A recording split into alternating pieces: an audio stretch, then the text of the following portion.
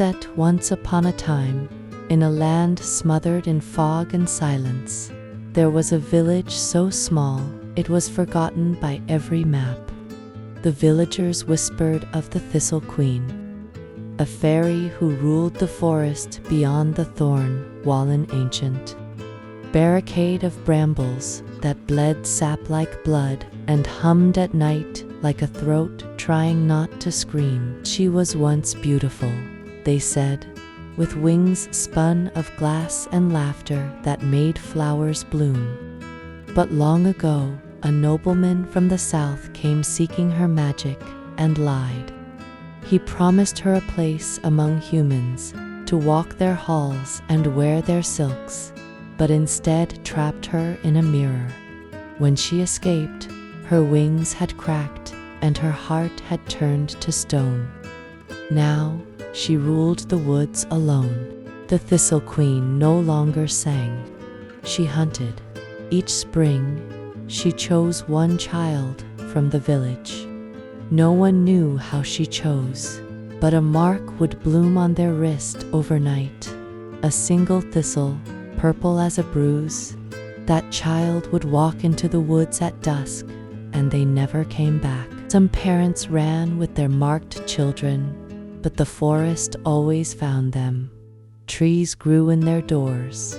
Vines dragged them from their beds. This spring, the mark appeared on a girl named Lorna. Lorna was unlike the other children. She spoke to shadows like they were old friends. She never cried, not even when her mother did. And when she saw the thistle blooming on her skin, she said nothing at all. She only packed a bag. At dusk, she walked into the forest alone. The trees closed behind her like a gate. Lorna followed a path of bones and thorns until she reached a clearing where the fog peeled back like wet skin. There stood the Thistle Queen, tall, wrong-shaped, with a crown of dead insects and hair that moved like drowning weeds. "You came without weeping," the queen said, voice like glass dragging on stone. "I have no tears left," Lorna answered, "but I have questions." The queen tilted her head. "No one bargains," they beg. "You don't smell like fear." "I'm not afraid of being taken," Lorna said. "I'm afraid of forgetting." The queen blinked, slowly. "Forgetting what, my sister? You took her last spring. She had hair like mine, eyes like mine, and she smelled like lilacs. You said she was your favorite." Something flickered in the queen's face, something almost human. "I remember her," the queen whispered. "She was kind. She tried to teach the wolves to sing." Lorna stepped forward. "I want to trade." The queen laughed, long and hollow. "You have nothing I want." Lorna reached into her bag and pulled out a mirror. But not just any mirror, her grandmother's, rimmed in silver and whispered to be enchanted. In it, the queen saw herself not as she was, but as she had been, beautiful, bright, free. Her breath caught. "I can break the curse," Lorna said softly, "but only if you return my sister." The queen reached out, trembling. "You're lying," she said. "So did the man who trapped you," Lorna said. "But I mean it." The queen closed her eyes.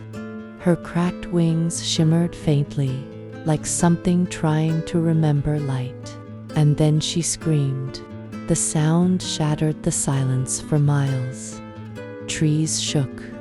Birds dropped from the sky. The mirror cracked in Lorna's hand. But it was enough. The queen fell to her knees, and from her chest bloomed a cloud of smoke. It curled and twisted until a girl stepped out, Lorna's sister, eyes wide, hair tangled with thistle petals. The queen shrank, folding in on herself like a dying flower.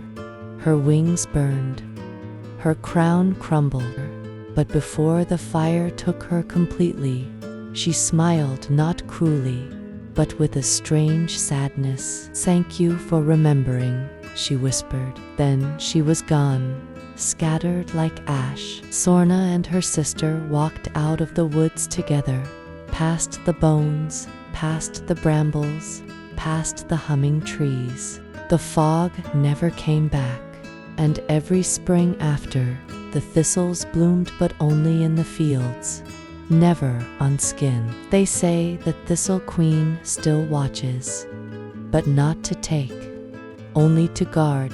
For some fairy tales don't end in death, some end in memory, and some in mercy.